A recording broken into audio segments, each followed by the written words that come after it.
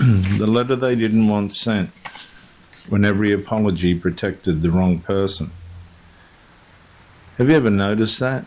In some families, the person who tells the truth is expected to apologise first, not because they damaged anything, because they disturbed the peace that was built around it.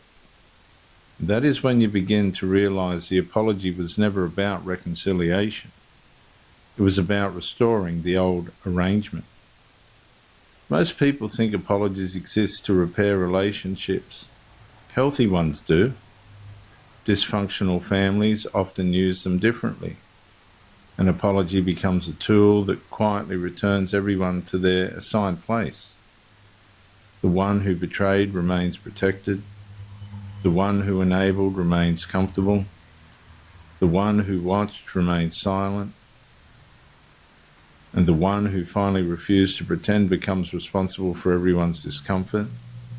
And slowly you begin noticing a pattern. No one asks whether the original wound has changed. They only ask whether the atmosphere has become easier again. Healing is quietly replaced by stability. Truth is exchanged for emotional predictability. And every gathering carries the same invisible pressure. Smile. Don't revisit it. Don't make people choose. Don't embarrass the family.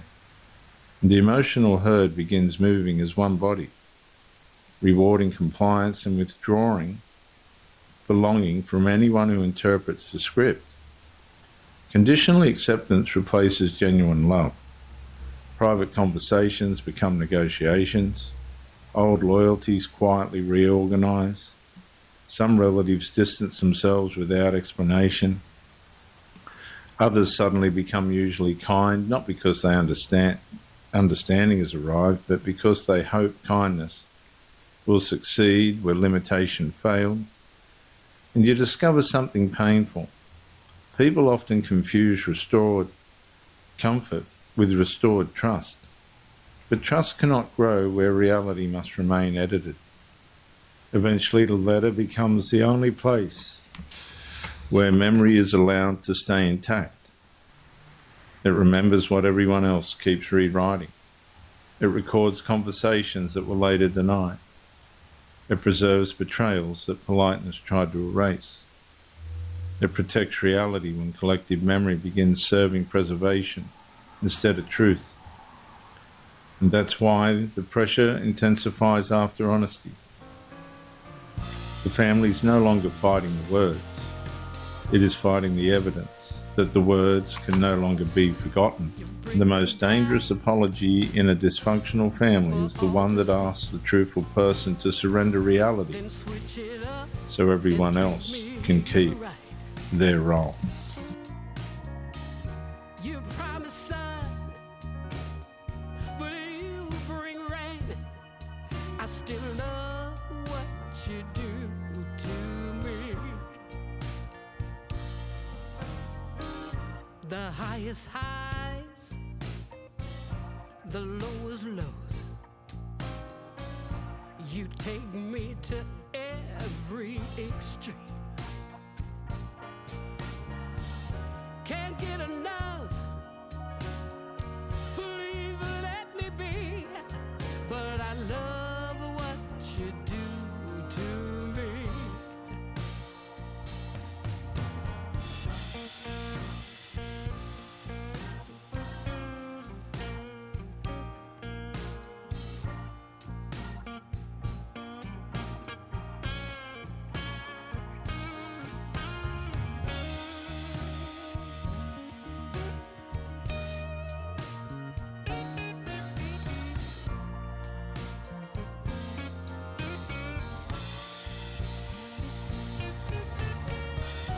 The misery,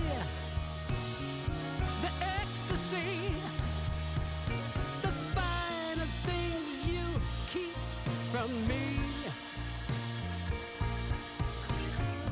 And then you touch, I feel so much. I just love what you do to me.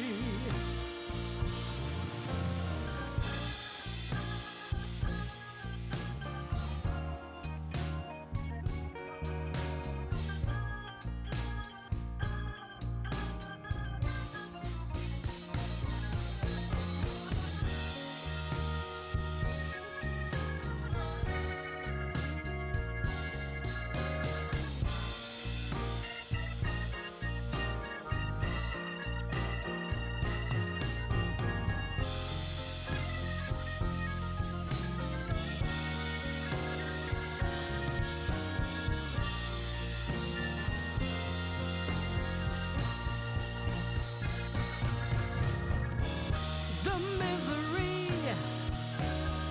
the ecstasy, the finer things you keep from me. And then you touch, I feel so much. I just love what you do to me. Oh, I love what you do to me.